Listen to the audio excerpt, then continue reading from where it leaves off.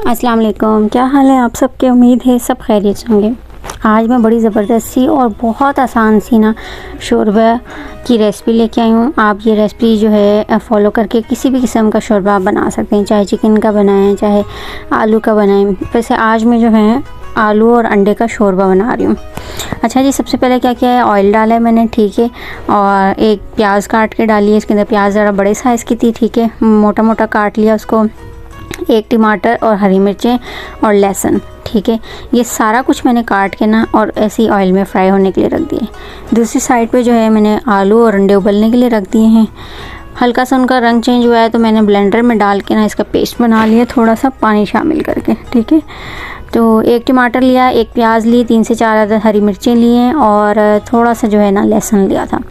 इन सारों को बिल्कुल ऐसे ही साबित ऑयल में फ्राई करके और ब्लेंड कर लिया। अच्छा, ब्लेंड हुआ वो मसाला दोबारा उस बचे हुए ऑयल में डाला है और उसको 5 मिनट के लिए आपने भून लेना है, ताकि अच्छी तरीके से मसाला जो है वो ऑयल से अलग हो जाए या तेल छोड़ दे जैसे हम बोलते हैं। तो ये जब हमारा तैयार हो गया, दूसरी साइड पे मैंने आलू भी छील लिए और अंडे जो हैं वो छील के रख लिए, लेकिन उनको काटा नहीं है। और आलू को मैंने इस तरह से क्यूब में इस साइज़ का काट लिया है, ठीक है। तो अब जो है अंडों को मैंने अभी नहीं काटा, क्योंकि अंडे बिल्कुल मैं एंड पे जो है इसके अंदर शामिल करूँगी। अब आलू को जो है उस मसाले के अंदर मैंने शामिल कर देना है। शामिल करके 5 मिनट तक मैंने इसको फ्राई करना है, ठीक है।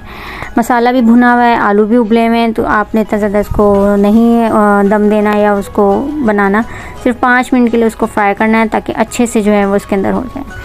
और साथ ही नमक हस्बे ज़ायका और मिर्च हस्बे ज़ायका, लाल मिर्च पिसी हुई मैंने इसके अंदर शामिल कर दी थी मसाला भूनते हुए, और आधी चम्मच सूखे धनिए की भी शामिल कर दी थी। तो वो पता नहीं क्लिप मिस हो गया, तो मुझे अभी याद आया तो मैंने आपको बता दिया।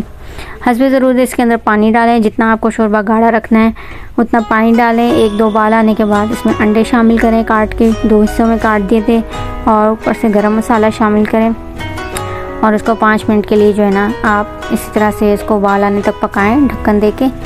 अब देखिए जी, मज़ेदार सी जो है वो हमारी आलू और अंडे का सालन जो है वो तैयार हो चुका है। तेल भी देख सकते हैं अलहदा हो चुका है। बहुत ही ज़बरदस्त सी और जल्दी से बन जाने वाली रेसिपी है। आप भी ये रेसिपी ट्राई कीजिएगा और मुझे बताइएगा। और यहाँ पे जो है हमने साथ में रोटी भी जो है बना ली है। अब दोपहर का खाने का वक्त हो गया है और बस अब हम खाना खाएँगे। सो अगर रेसिपी अच्छी लगी हो तो